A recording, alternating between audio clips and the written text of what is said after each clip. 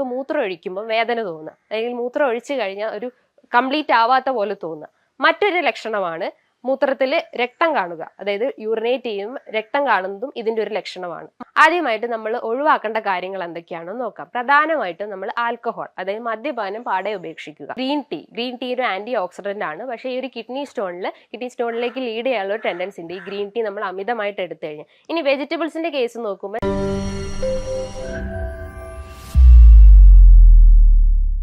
എല്ലാവർക്കും നമസ്കാരം. ഞാൻ doctor Juhi Das, Q&B health കെയറിലെ ഹോമിയോപ്പതിക് ഫിസിഷ്യൻ ആണ്. നമ്മുടെ ശരീരത്തിലെ ഒരു പ്രധാന അവയവമാണ് കിഡ്നി. ഇത് ഏകദേശം നമ്മുടെ വാരിയലിന്റെ താഴെയായിട്ടാണ് സ്ഥിതി ചെയ്യുന്നത്. ഇത് ഏകദേശം ഒരു 60 മുതൽ 140 മില്ലിഗ്രാം ആണ് ഇതിന്റെ ഭാരം വരുന്നത്. പ്രധാന ഫങ്ഷൻസ് എന്ന് പറഞ്ഞു കഴിഞ്ഞാൽ ബോഡി ഫ്ലൂയിഡ്സ് മെയിൻറ്റെയിൻ ചെയ്യുക, ബ്ലഡ് പ്രഷർ മെയിൻറ്റെയിൻ ചെയ്യുക, നമ്മുടെ ബോഡിയിലെ സോഡിയം, പൊട്ടാസ്യം, ക്ലോറിൻ ഇത്തരം എലമെന്റ്സിന്റെ ബാലൻസ് മെയിൻറ്റെയിൻ ചെയ്യുക. ഇതൊക്കെയാണ് ഇതിന്റെ പ്രധാന ധർമ്മങ്ങൾ.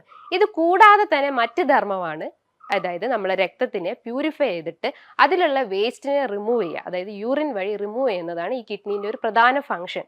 അപ്പം ഇങ്ങനെ കിഡ്നി വഴി വേസ്റ്റ് റിമൂവ് ചെയ്യാതിരിക്കുമ്പോൾ, അതായത് ഈ ക്രിസ്റ്റൽസ് ഒക്കെ, അതായത് നമ്മളെ ഈ സോഡിയം, പൊട്ടാസ്യം, അതായത് കാൽഷ്യം, ഓക്സലേറ്റ്, യൂറിക് ആസിഡ്, ഇത്തരം ക്രിസ്റ്റൽസ് ഒക്കെ നമ്മളെ കിഡ്നി വഴി യൂറിനിലൂടെ പുറന്തള്ളപ്പെടാതെയും അങ്ങനെ അത് സ്റ്റോൺ രൂപത്തിൽ നമ്മളെ കിഡ്നിയിൽ അടിഞ്ഞുകൂടുകയും അങ്ങനെ കിഡ്നി സ്റ്റോൺ രൂപപ്പെടുകയും ചെയ്യുന്നു.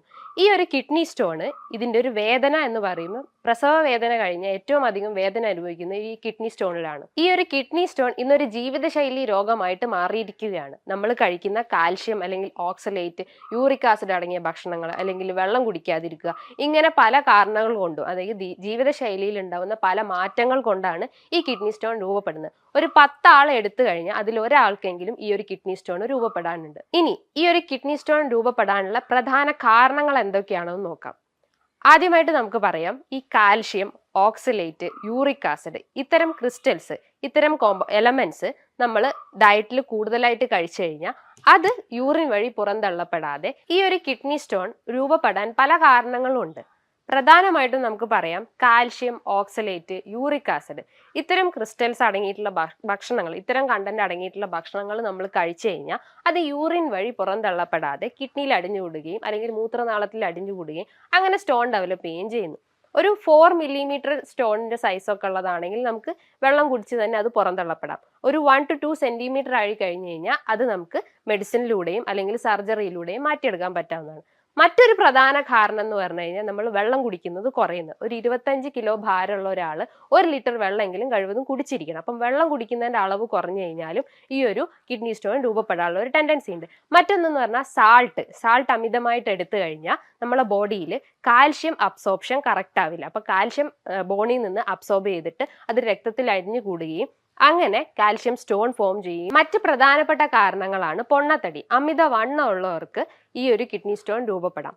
മറ്റ് പ്രധാന കാരണമാണ് എന്തെങ്കിലും ന്യൂട്രിയൻ ഡെഫിഷ്യൻസി, നമുക്ക് എന്തെങ്കിലും IBS, ഗ്യാസ്ട്രൈറ്റിസ്, ഇത്തരം പ്രശ്നങ്ങൾ ഉണ്ടെങ്കിൽ ന്യൂട്രിയൻ ഡെഫിഷ്യൻ്റ് ആയിട്ടുള്ള ഭക്ഷണങ്ങൾ എടുക്കുകയാണെങ്കിലും ഈ ഒരു കിഡ്നി സ്റ്റോൺ രൂപപ്പെടാനുള്ള ഒരു ടെൻഡൻസി ഉണ്ട്. മറ്റൊരു പ്രധാനപ്പെട്ട കാരണം, എല്ലാവരും ശ്രദ്ധിക്കപ്പെടുന്ന ഒരു പ്രധാനപ്പെട്ട കാരണം എന്ന് പറഞ്ഞു കഴിഞ്ഞാൽ നമ്മൾ മൂത്രം ഒഴിക്കുമ്പോൾ, അതായത് മൂത്രം പിടിച്ചു നിർത്തുക, നമുക്ക് മൂത്രമൊഴിക്കാനുള്ള ഒരു ശങ്ക വന്നു കഴിഞ്ഞാൽ നമ്മൾ അതിനെ പിടിച്ചു നിർത്തുമ്പോഴും ഈ ഒരു കിഡ്നി സ്റ്റോണ് ഡെവലപ്പ് ചെയ്യാനുള്ള ഒരു ടെൻഡൻസി ഉണ്ട്. നമ്മൾ നേരത്തെ പറഞ്ഞു ഈ ഒരു കിഡ്നി സ്റ്റോൺ ഒരു ജീവിതശൈലി രോഗമാണെന്ന് പറഞ്ഞു. അപ്പോൾ ഇന്നത്തെ ഒരു ജനറേഷനിൽ നമ്മൾ അമിതമായിട്ടുള്ള പ്രോസസ്ഡ് ഫുഡ് അല്ലെങ്കിൽ ഫാറ്റ് അടങ്ങിയിട്ടുള്ള ഭക്ഷണങ്ങൾ, അതായത് സോഡിയം അല്ലെങ്കിൽ സ്പൈസി റിച്ച് ആയിട്ടുള്ള ഭക്ഷണങ്ങൾ കൂടുതലായിട്ടും കഴിക്കും. അതായത് പിസ്സ, ബർഗർ, അങ്ങനത്തെ ഭക്ഷണങ്ങൾ നമ്മൾ കൂടുതലായിട്ടും കഴിക്കാറുണ്ട്.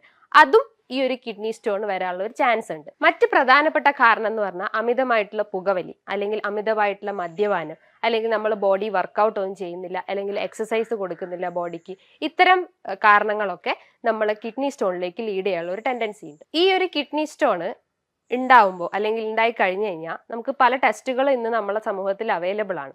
അപ്പോൾ നമ്മൾ വേറെ എന്തെങ്കിലും ഒരു സ്കാനിങ് ചെയ്യുമ്പോൾ, നമുക്ക് എന്തെങ്കിലും സിസ്റ്റോ അല്ലെങ്കിൽ ഫൈബ്രോയിഡോ അല്ലെങ്കിൽ വേറെ എന്തെങ്കിലും ബുദ്ധിമുട്ടുള്ളപ്പോഴാണ് നമ്മൾ സ്കാൻ ചെയ്യുക. സ്കാൻ ചെയ്യുമ്പോഴാണ് നമുക്ക് കിഡ്നി സ്റ്റോൺ ഉണ്ടെന്ന് മനസ്സിലാക്കുക. അപ്പോൾ പ്രധാനമായിട്ടും നമ്മൾ വയറിൻ്റെ ഒരു സ്കാനിങ് എടുത്തു കഴിഞ്ഞാൽ നമുക്ക് ഈ കിഡ്നി സ്റ്റോണിൻ്റെ എത്ര സൈസാണ് അല്ലെങ്കിൽ ഏത് സ്റ്റേജിലാണ് എന്നൊക്കെ മനസ്സിലാക്കാൻ പറ്റും. അതേപോലെ തന്നെ ഒരു ബ്ലഡ് ടെസ്റ്റ് ആണ് റീനൽ ഫംഗ്ഷൻ ടെസ്റ്റ്. അതിൻ്റെ അകത്ത് creatine, urea, uric acid, sodium, potassium, chloride, ഇത്തരം എലമെന്റ്സ് ഒക്കെ അടങ്ങിയിട്ടുള്ള ഒരു ടെസ്റ്റാണ് റീനൽ ഫംഗ്ഷൻ ടെസ്റ്റ്. ഇത് ചെയ്യുന്നതിലൂടെ നമുക്ക് കിഡ്നി സ്റ്റോണിൻ്റെ സ്റ്റേജ് എത്രത്തോളം ഉണ്ടെന്ന് മനസ്സിലാക്കാൻ പറ്റും. ഇത്തരം കിഡ്നി സ്റ്റോൺ രൂപപ്പെട്ട് കഴിഞ്ഞാൽ നമ്മുടെ ശരീരത്തിൽ പല രീതിയിലുള്ള ലക്ഷണങ്ങൾ കാണിക്കാം. ചിലർക്ക് തുടക്കത്തിലൊന്നും ലക്ഷണങ്ങൾ ഉണ്ടാവില്ല. പക്ഷെ ഓരോ ആളുകൾക്കും ഓരോ രീതിയിലായിരിക്കും ലക്ഷണങ്ങൾ ഉണ്ടാവുക. പ്രധാനമായിട്ടും ഞാൻ നേരത്തെ പറഞ്ഞു ഇതിൻ്റെ ഒരു വേദന, അതായത് പ്രസവ വേദനയേക്കാൾ 10 മടങ്ങ് കൂടുതലാണ് ഇതിൻ്റെ ഒരു വേദന.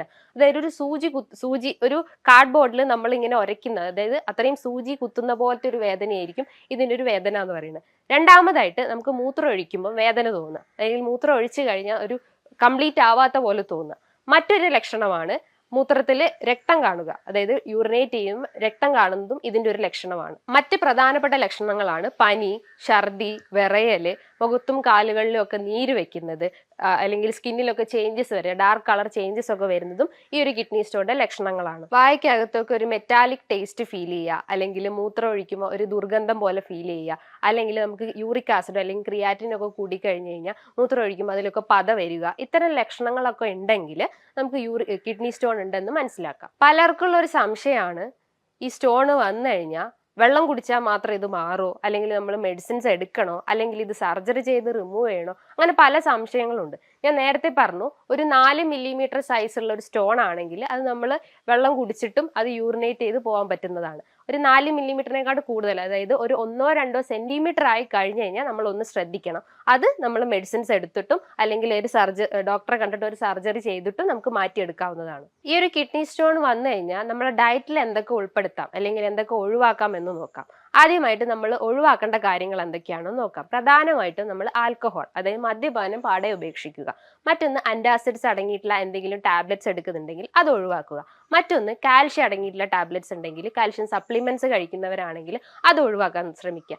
മറ്റൊന്ന് കോഫി ഉണ്ടെങ്കിൽ, അത് കോഫീൻ്റെ അകത്ത് കഫീൻ റിച്ച് ആയതുകൊണ്ട് അത് കഴിവതും കുറച്ച് കൊണ്ടുവരാൻ ശ്രമിക്കുക. ഇപ്പോൾ ഷുഗർ പേഷ്യൻസ് ആണെങ്കിൽ കോഫി എടുക്കുന്നുണ്ടെങ്കിൽ അവർ സാൾട്ട് ഒഴിവാക്കിയിട്ട് കുടിക്കാൻ ശ്രമിക്കുക. അതേപോലെ ഒഴിവാക്കേണ്ട മറ്റൊന്നാണ് ഗ്രീൻ ടീ. ഗ്രീൻ ടീ ഒരു ആന്റി ഓക്സിഡന്റ് ആണ്. പക്ഷേ ഈ ഒരു കിഡ്നി സ്റ്റോണിലേക്ക് ലീഡ് ചെയ്യാനുള്ള ഒരു ടെൻഡൻസി ഉണ്ട് ഈ ഗ്രീൻ ടീ നമ്മൾ അമിതമായിട്ട് എടുത്തു കഴിഞ്ഞാൽ. ഇനി വെജിറ്റബിൾസിന്റെ കേസ് നോക്കുമ്പോൾ ചീര അല്ലെങ്കിൽ പയറ്, ഇത്തരം ഐറ്റംസ് അല്ലെങ്കിൽ പ്രോട്ടീൻ റിച്ച് ആയിട്ടുള്ള ഭക്ഷണങ്ങളൊക്കെ എടുക്കുകയാണെങ്കിലും ഈ ഒരു കിഡ്നി സ്റ്റോൺ ലീഡ് ചെയ്യും. മറ്റൊന്ന് പറഞ്ഞാൽ തൈര്, മോര്, ഇതൊക്കെ ഉണ്ടെങ്കിൽ കഴിവതും ഭക്ഷണത്തിൽ നിന്ന് കുറച്ച് കൊണ്ടുവരിക. നമുക്ക് പെട്ടെന്ന് അത് കുറയ്ക്കാൻ പറ്റില്ല, പക്ഷെ പതിയെ കുറച്ച് കൊണ്ടുവരാൻ ശ്രമിക്കുക. അതേപോലെ ഒഴിവാക്കേണ്ട ഒരു ഭക്ഷണമാണ് സിങ്ക് കണ്ടന്റ് അടങ്ങിയിട്ടുള്ള ഭക്ഷണങ്ങൾ, അതായത് ചീര അല്ലെങ്കിൽ കാഷ്യൂ നട്ട്സ്, ഇതൊക്കെ കഴിവതും കുറച്ച് കൊണ്ടുവരാൻ ശ്രമിക്കുക.